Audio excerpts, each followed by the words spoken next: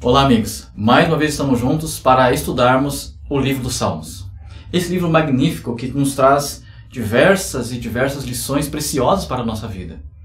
Quando nós folheamos a Bíblia, nós encontramos aqui os autores falarem a respeito da divindade sobre os mais diversos aspectos, usando as mais diversas linguagens e falando a respeito da divindade sobre os mais diversos nomes. Por exemplo, mas falando de forma específica dos Salmos, nós vemos aqui neste livro os autores chamando a divindade de Rei, de Senhor, de Libertador, de Rocha, de Escudo e outros nomes mais. Mas, quando nós folheamos e olhamos para aquele salmo que talvez seja o mais conhecido e apreciado da palavra de Deus, o Salmo 23. O Senhor é descrito como nosso pastor. Davi é o autor deste salmo e ele pinta aqui um quadro muito bonito a respeito da divindade. E eu quero ler com você o Salmo 23.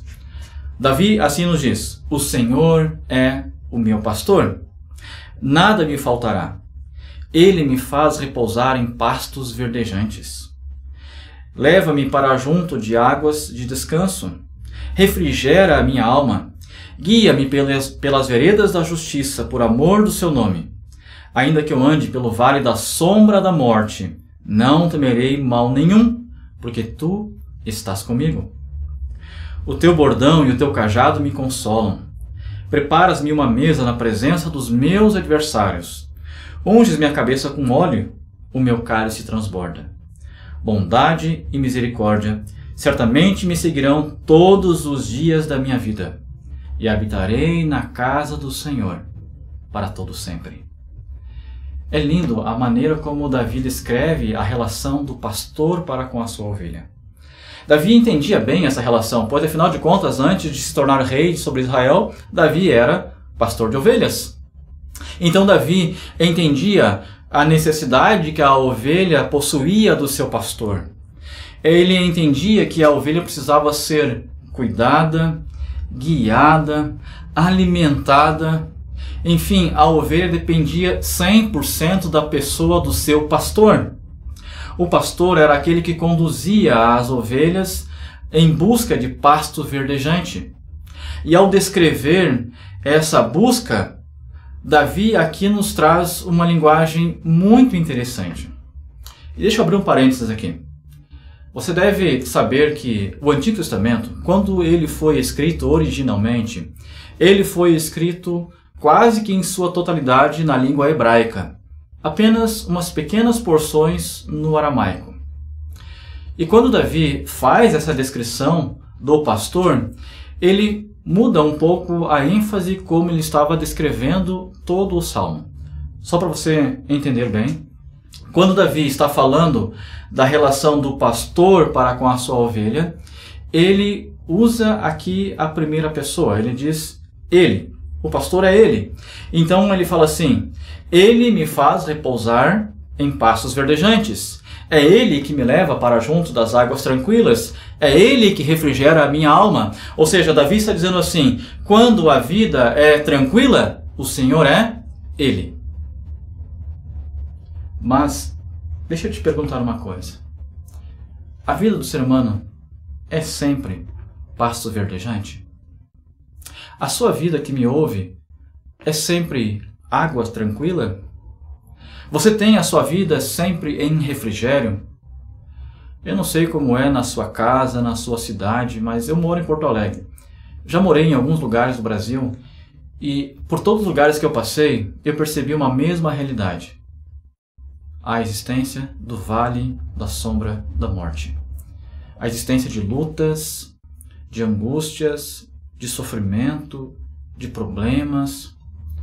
E o bonito aqui neste salmo é que Davi, ao descrever esses momentos alegres com o pastor, ele usa no hebraico a primeira pessoa, ele. O pastor é ele. Mas quando Davi agora quer dar uma nova ênfase sobre esta realidade dos problemas, das dificuldades, ele muda a figura do ele para o tu. Então Davi diz assim: quando eu ando pelo vale da sombra e da morte, tu estás comigo. A tua vara, o teu cajado me consolam. Essa mudança do ele para o tu, ele indica no hebraico uma questão, uma relação de proximidade. Ou seja, Davi está dizendo assim: quando a vida está bem, o Senhor está com você, Ele não te abandona. Mas quando as lutas vêm, quando a angústia abate o nosso coração, aquele pastor que estava andando ao meu lado, agora ele não anda só ao meu lado, ele me pega no colo. Davi está dizendo assim: quando a luta vem, o Senhor não te abandona. Ele se aproxima ainda mais de você. Mas sabe qual é o grande problema nisso tudo? É que muitas vezes nós passamos por essas angústias, passamos por essas lutas e nós não entendemos como é que Deus está agindo. E então alguns começam a se questionar se realmente Deus está com ele e começam a perguntar: Senhor, o Senhor não está vendo aqui a minha angústia? Senhor, o Senhor não está vendo a minha luta? Até quando isso vai acontecer? O Senhor me abandonou? E essa é muitas vezes a mentalidade de muitas pessoas, porque não entendem essa relação do pastor com a ovelha. Não entendem como é que Deus se aproxima nesses momentos de luta. Deus olha hoje para a nossa angústia. Deus olha hoje para as nossas lutas e, como bom pastor, Ele se aproxima de nós. Sabe como é que nós conseguimos perceber ou por que Deus faz essas coisas? O Evangelho de Mateus, no capítulo 14, verso 22 em diante, ele traz um momento em que Jesus está ali com a multidão. Jesus havia pregado para aquela multidão o dia inteiro e, diante da necessidade de aquelas pessoas terem alimento, Jesus multiplica pães e peixes. Quando a multidão percebeu o que Jesus poderia fazer por elas, não só trazer o alimento espiritual, mas principalmente o alimento físico, e quando você lê essa história, você percebe que as pessoas estavam mais preocupadas ali realmente com o alimento físico do que com o espiritual. Eles começam entre si a conversar e planejar tornar Jesus o rei deles. Quando Jesus percebe aquela situação, ele chama os discípulos e diz assim: passem para o outro lado da margem e eu vou subir ao monte para orar e encontro vocês lá do outro lado.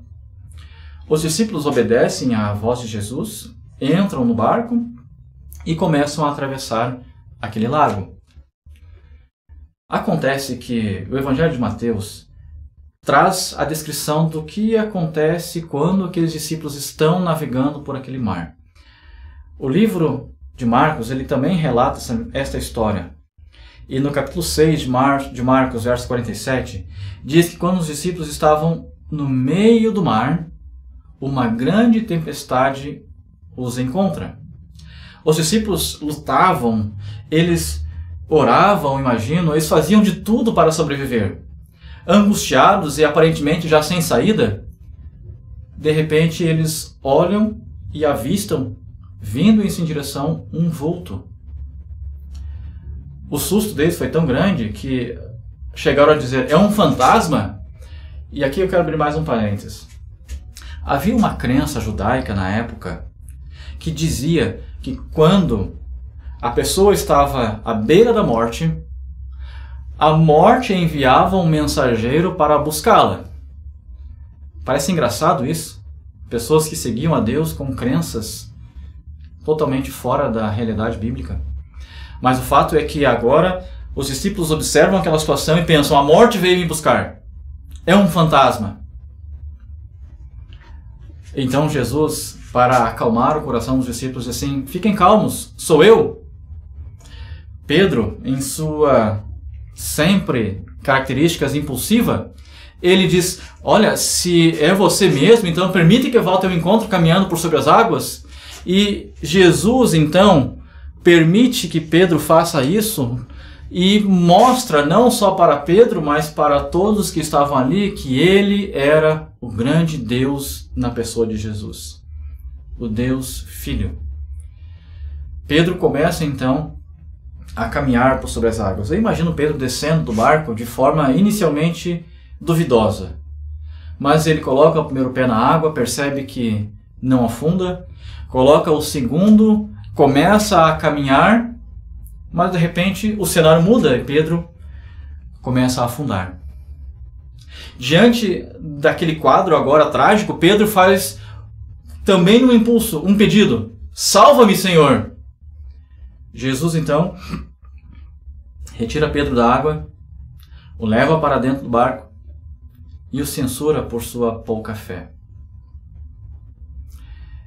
Diante disso, agora Jesus olha para toda a comoção que está à sua volta, comoção essa que fez Pedro duvidar e afundar, porque Pedro afundou, e a Bíblia diz, quando ele começou a olhar para o vento, para a tempestade, para os raios, para as ondas, e o medo abateu o seu coração. Agora então, Jesus olha para aquilo que provocou medo em Pedro e nos demais e diz assim: vento, acalma-te, mar, aquieta-te. Quando eu leio essa história, algumas perguntas vêm à minha mente, como por exemplo, será que Jesus não poderia ter acalmado a tempestade já no primeiro momento quando os discípulos o viram e imaginaram ser um fantasma? Eu creio que Jesus poderia ter feito aquilo. Se ele fizesse aquilo, já acalmar a tempestade, antes mesmo de encontrar-se com os discípulos no barco, será que os discípulos e também as demais pessoas que estavam em seus barcos já não creriam que Jesus é alguém diferente? Que Jesus é Deus? Eu acredito que também as pessoas veriam a cena e ficariam extasiadas com o poder de Deus e também aceitariam que Jesus é Deus. Mas Jesus não fez isso.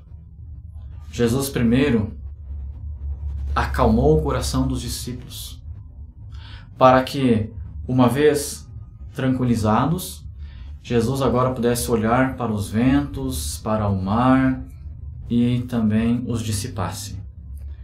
Entenda uma coisa, meu amigo. Muitas vezes nós estamos passando pelo vale da sombra e da morte e não entendemos o porquê. Parece que Deus não está interessado na nossa angústia. Parece que Deus não está interessado em resolver o nosso problema. Parece que Deus não está ligando para aquilo que eu estou passando naquele momento. Mas isso não é verdade. Se você não está percebendo Deus resolver ainda a situação angustiosa em sua vida, não é porque Deus deixou de te amar, não é porque Deus deixou de te ajudar, não é porque Deus deixou de seguir ao seu lado, não, muito pelo contrário. Nessa junção do mudança do eu para o tu, na linguagem bíblica hebraica do Salmo 23, Jesus está querendo dizer o seguinte: filho, antes de acalmar a tempestade na sua vida, eu preciso acalmar a sua vida. Antes de acalmar toda a situação que está trazendo angústia para você, eu preciso acalmar o seu coração. Quando Jesus vem e acalma o meu e o teu coração, agora tranquilizados, nós conseguimos ver com clareza o que Deus faz por nós. Deus hoje, quando você luta e você se angustia, Ele não só está ao seu lado, mas numa linguagem bonita e figurada, podemos dizer que Jesus pega você no colo. Ele te conduz, Ele te ajuda, Ele te fortalece, Ele te acompanha. Mas o que é o vale da sombra e da morte que Davi descreve? O que é este momento que muitos e muitos passam? Há dois textos que eu acho por demais interessante, que nos mostram um pouco a realidade do que é o vale da sombra e da morte. Escrevendo a respeito do povo que estava cativo, Jeremias, no capítulo 2, e o verso 6, ele diz assim: e sem perguntarem, onde está o Senhor que nos fez subir da terra do Egito, que nos guiou através do deserto por uma terra de ermos e covas, por uma terra de sequidão e sombra da morte? Jeremias está falando do povo na sua angústia, saindo do Egito, saindo daquele momento de cativeiro, e estava caminhando pelo deserto. E aquele momento era um momento de lutas, era um momento de fome, era um momento de angústia por água, era um momento de lutas pela vida. E Jeremias compara esta angústia ao vale da sombra da morte.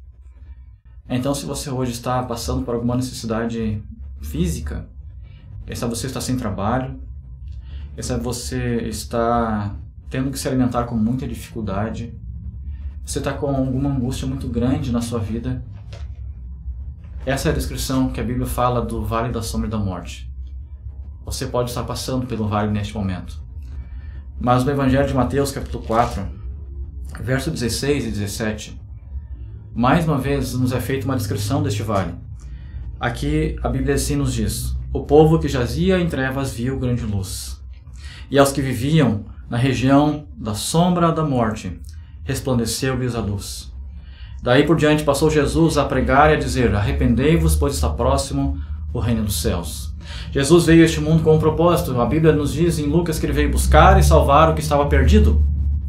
Agora, quando eu estou perdido, quando eu estou sem a luz de Deus em minha vida, quando eu estou andando em meio às trevas, ao pecado, a Bíblia aqui no Evangelho de Mateus capítulo 4 está dizendo que eu estou passando pelo vale da sombra da morte. Então, passar pelo vale não é apenas passar por angústias, por necessidade na vida, mas quando eu não tenho o pastor na minha vida, quando eu não tenho o Senhor Jesus comigo, eu estou passando por este vale. Eu também estou nesta angústia do vale da sombra da morte. Será que você que está me vendo agora está também nessa condição? Está você sem o pastor na sua vida? Está você em trevas ou em meio ao pecado? Está você passando por este vale? A Bíblia descreve a relação deste pastor amoroso que procura nos salvar, que procura nos tirar deste momento de angústia e nos guiar para que tenhamos uma vida feliz, abençoada, uma vida salva. E eu acho muito lindo a maneira como a Bíblia descreve essa relação do pastor para com as suas ovelhas. Para você ter uma ideia, o Evangelho de Lucas, capítulo 15, ele nos traz ali uma parábola, e é justamente uma parábola que faz uma descrição muito clara, porque é a parábola do bom pastor. Nessa parábola, Lucas diz que o pastor saiu com 100 ovelhas em busca de pastos verdejantes, em busca de águas tranquilas, mas ao retornarem para o aprisco, a Bíblia diz que uma ovelha se perdeu. E veja que o pastor não é aquele homem que pensa assim: o que é uma se eu ainda tenho 99? Uma só não faz falta, uma só não faz diferença. Mas essa não é a reação do pastor. A Bíblia nos diz no Evangelho de Lucas que o pastor deixou as 99 a salvo e foi em busca da que se perdeu. E quando encontrou esta ovelha perdida, a Bíblia nos diz que esse pastor curou as feridas daquela ovelha, ele a carregou sobre os seus ombros e quando chegou em casa chamou amigos e vizinhos e deu uma grande festa, pois aquela ovelha que estava perdida foi encontrada. Como ovelha de Deus, se você hoje está perdido, Jesus vai atrás de você. E ao te encontrar, ele vai curar as suas feridas, seja ela física, seja ela emocional, não importa. O pastor, como grande pastor, vai ao seu encontro. Ele não olha para aqueles que já estão salvos, para aqueles que já estão seguros, ele olha para você também com um olhar de amor, ele vai atrás de você, ele quer te salvar. Mas a Bíblia não fala apenas desta maneira do pastor. Ainda há muito mais coisas. A Bíblia nos diz no Evangelho de João, capítulo 10, por exemplo, no verso 3, diz que esse pastor, ele conhece você pelo seu próprio nome. Eu não sei o seu nome, você que está me vendo agora, que está me ouvindo, mas o pastor conhece o seu nome. Jesus conhece você, ele sabe onde você mora, ele sabe o seu apelido se você o tem, como nos diz lá o livro de Atos, capítulo 9, verso 11. E ainda, no livro de Lucas, capítulo 12, verso 7, é descrito o amor desse pastor, ao ele saber exatamente quantos fios de cabelo nós temos em nossa cabeça. O pastor é aquele que sabe o seu endereço de forma correta. O mesmo texto de Atos 9, verso 11, mostra o pastor conhecendo o nome da sua rua, o número da sua casa, conhecendo tudo a seu respeito. Isaías, capítulo 49, verso 16, diz que o pastor nos conhece porque ele gravou o nosso nome nas palmas da sua mão. Esse bom pastor é aquele que dá a vida por suas ovelhas, como diz o Evangelho de João, capítulo 10 e o verso 11. Esse é o nosso bom pastor. Mas o Salmo 23, ele não descreve apenas o pastor. Na verdade, há duas pessoas descritas no Salmo 23. Há dois personagens centrais no Salmo 23. O primeiro, nós já falamos, é o pastor. O segundo personagem principal não são as ovelhas. Esses não são. O Salmo 23 é a história de um pastor que vai em busca das ovelhas que estavam perdidas. Depois de curá-las, depois de tratá-las, depois de ajudá-las em tudo, esse pastor agora leva as ovelhas para o encontro de uma outra pessoa. Porque essa outra pessoa tem também um papel magnífico descrito aqui neste salmo. O salmista nos diz no verso 5: preparas-me uma mesa. O pastor conduziu as ovelhas, curou as ovelhas, e agora ele está levando as ovelhas para um encontro com uma outra pessoa. E então o pastor, antes de chegar ao encontro, ele faz um pedido, ele diz: prepare uma mesa. Eu estou chegando com as minhas ovelhas, então, por favor, prepare a mesa. Organize a festa. Eu estou chegando, as ovelhas estão a salvo. Agora precisamos festejar. Você sabe quem é esse anfitrião?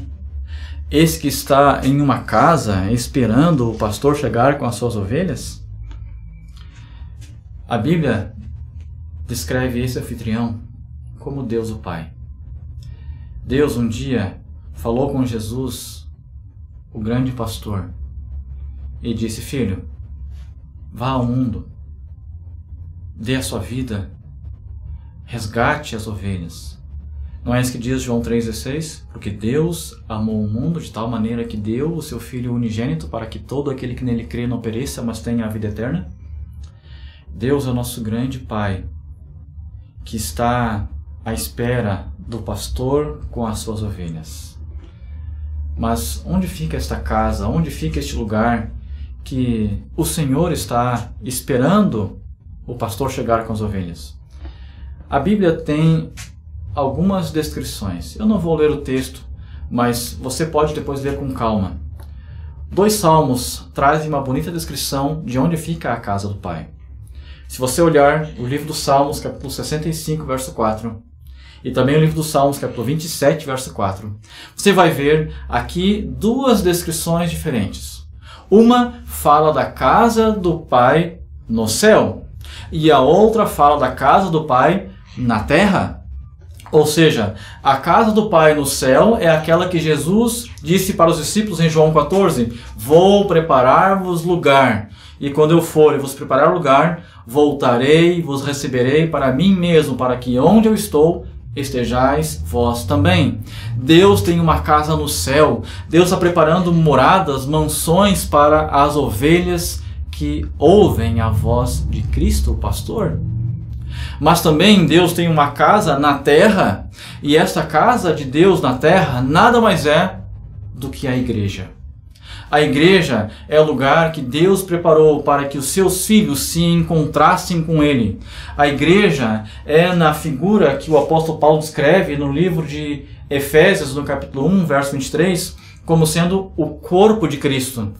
Paulo também faz essa descrição. Nós somos o corpo de Cristo, membros deste corpo, onde um ajuda e fortalece o outro, onde um sente a dor do outro. Nós somos o corpo de Cristo, isto é a igreja, mas Paulo em Efésios descreve a igreja não só como o corpo de Cristo. No capítulo 2, verso 19 a 22, diz que a igreja é a família de Deus. É muito gostoso o clima que existe dentro das igrejas. Eu já tive o privilégio de viajar quase o Brasil inteiro, e alguns lugares fora do Brasil também, pregando a palavra de Deus. E é tão gostoso quando chegamos a diferentes igrejas e parece que estamos chegando sempre na nossa casa. Sempre aquele clima familiar, aquela recepção muito calorosa. e poder sentir que você faz parte de uma família muito grande é algo que não tem como explicar. É algo magnífico, é maravilhoso esse clima que Deus concede-nos através de sua igreja. A igreja é a família de Deus, mas a igreja não é apenas o corpo e a família. Paulo ainda fala no livro de Efésios, no capítulo 5, verso 22 e em diante, que a igreja é a esposa de Cristo. A igreja é a noiva que está se preparando para a grande festa do casamento. A igreja é a menina dos olhos de Deus, que Deus hoje cuida e conduz para que os seus filhos, as suas ovelhas, se encontrem com Ele. Só que muitas vezes, infelizmente, nós olhamos para a tempestade, olhamos para as lutas, para as dificuldades da vida. Nós imaginamos que o pastor não está conosco, não está mais conduzindo a nossa vida e desanimamos nessa caminhada. Desanimamos na fé. Deixamos de lado a igreja. Abandonamos os caminhos de Deus. Eu não sei se essa é a sua realidade. Não sei se estou falando para alguém que um dia já fez parte da igreja de Deus. E quando eu falo igreja de Deus, eu não falo igreja A ou igreja B. Eu estou falando do povo de Deus. Eu não sei se algum dia você fez parte de alguma igreja, mas olhando para as dificuldades, olhando para as lutas da vida, você acabou abandonando a fé. É verdade que muitas vezes nos desapontamos com muitas coisas. São grandes lutas, são grandes angústias, são coisas que nos tiram a paz e parece que a única solução viável é abandonar tudo. Eu gosto muito da descrição que o apóstolo Paulo faz de como era a sua vida. Só para lembrar, Paulo, antes de conhecer a Cristo, de ter aquele encontro com Jesus na estrada para Damasco, como escreve o livro de Atos, Paulo vivia uma vida tranquila. Era alguém importante, era alguém que não tinha grandes preocupações na vida, enfim, era alguém que talvez nunca viesse a passar pelo vale da sombra da morte. Mas quando ele aceitou Jesus, quando ele tornou-se discípulo de Cristo, lutas começaram a vir à sua vida. E saiba que esse é o preço.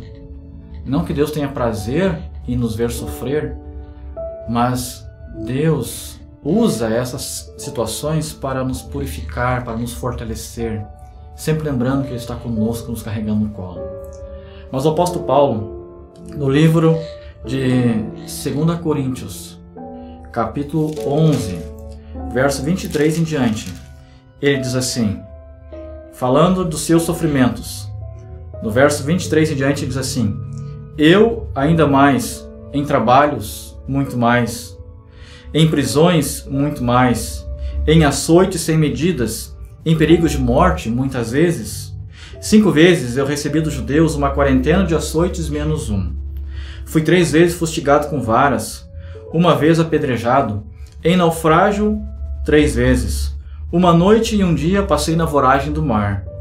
Em jornadas muitas vezes, em perigos de rios, em perigos de salteadores, em perigos entre patrícios, em perigos entre gentios, em perigos na cidade, em perigos do deserto, em perigos do mar, em perigos entre falsos irmãos, em trabalhos e fadigas, em vigílias muitas vezes, em fome e em sede muitas vezes, em frio e em nudez.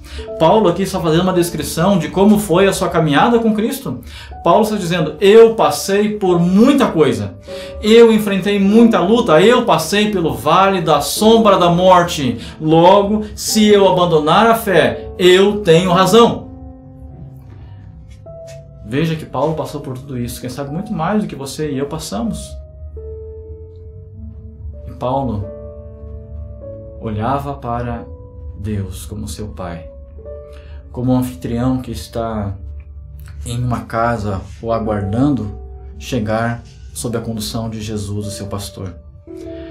O apóstolo Paulo, ele, além de passar por tudo isso, a Bíblia nos traz também uma outra descrição, porque ele descreve de maneira magnífica como ele chega ao final da sua vida. depois de passar por todas as lutas, de olhar para a sua vida, para a sua condição, depois de, quem sabe, pensar em desistir, mas permanecer fiel, Paulo agora escreve para um jovem que está começando a sua vida ministerial, um jovem chamado Timóteo. E Paulo escreve para Timóteo belíssimas palavras. Para mim, talvez as palavras mais bonitas que o apóstolo escreveu. Ele diz assim em 2 Timóteo capítulo 4, verso 7: Combati o bom combate, completei a carreira, guardei a fé. Desde agora a coroa da justiça me está guardada, mas não somente a mim, mas a todos quantos amarem a sua vinda. Paulo, ele tinha uma esperança. Ele aguardava o seu Redentor, aquele que iria acabar com toda esta angústia e que iria agora trazer a glória para a sua vida. E veja que Paulo, ao descrever isso para Timóteo, ele não para aí. Ele não descreve apenas o lado positivo e esperançoso, mas nesse mesmo capítulo 4 de 2 Timóteo, depois de escrever de sua esperança no verso 7, no verso 10, Paulo diz assim: Demas me abandonou. No verso 14, ele diz assim: Alexandre, o latoeiro, este me causou muitos males. E a expressão no grego nos dá uma ideia de que Alexandre falou muito mal a respeito de Paulo. E no verso 16, falando da igreja de Roma, Paulo diz assim: Na minha primeira defesa, ninguém foi ao meu favor. Antes, todos me abandonaram. A igreja inteira me abandonou. Todos ficaram contra mim. Então, se eu passei por castigos de chicote, de açoites, de varas, de pedras, se a igreja me abandonou, se Alexandre falou mal de mim para as outras pessoas, me caluniou, logo eu tenho motivos para abandonar a fé. Mas veja que não é isso que Paulo faz. Paulo encoraja Timóteo: Timóteo, siga adiante. Combata o bom combate da fé. Há uma recompensa, há uma esperança, há algo magnífico à sua espera logo ali à frente.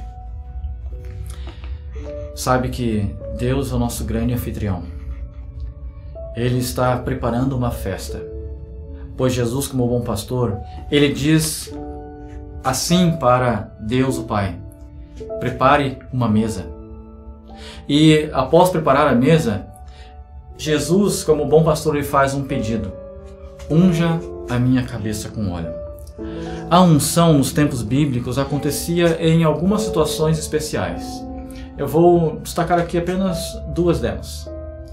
Quando nós olhamos o livro de 1 Samuel, capítulo 16, nós vemos agora Samuel indo à casa de Jessé e ungindo Davi como o novo rei de Israel.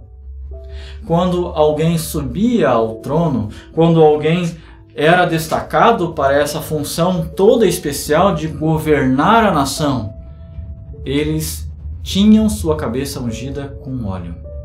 Então, esta era uma situação. A unção era para destacar alguém, separar alguém para uma finalidade especial que Deus concederia. Fossem reis, fossem sacerdotes. Mas no livro de Lucas, capítulo 4, verso 76, também nos é feita uma outra descrição de um outro momento em que há também uma unção. Jesus agora está na casa de um homem. Esse homem havia sido agradecido a Jesus por algo que Cristo fez. E ele então resolve dar um banquete e convidar Jesus e seus discípulos para aquele momento. E a Bíblia no Evangelho de Lucas, capítulo 7, faz uma descrição de que em dado momento, quando Jesus estava ali com seus discípulos, uma mulher se aproximou dele e a Bíblia diz que ela chamou a atenção porque ela começou a chorar e lavar os pés de Jesus com as suas lágrimas e enxugar os pés de Jesus com os seus cabelos.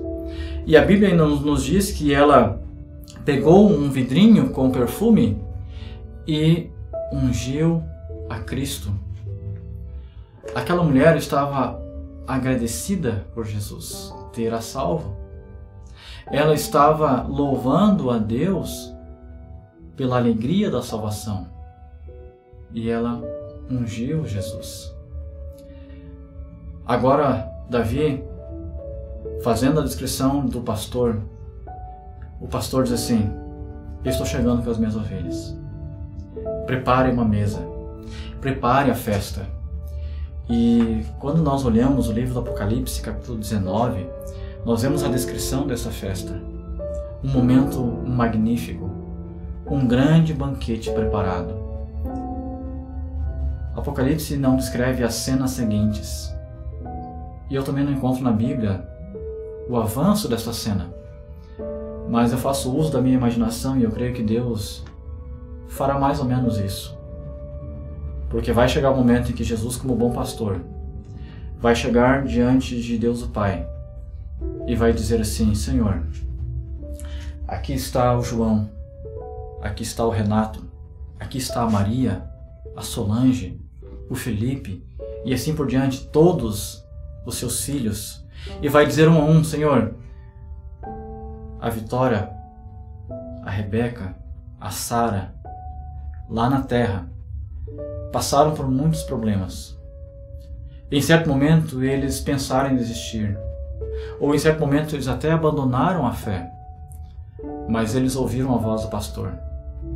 Eles entenderam que nos momentos em que eles passaram pela maior angústia, na verdade, eu não os havia abandonado, eu os havia pegado no colo e carregado.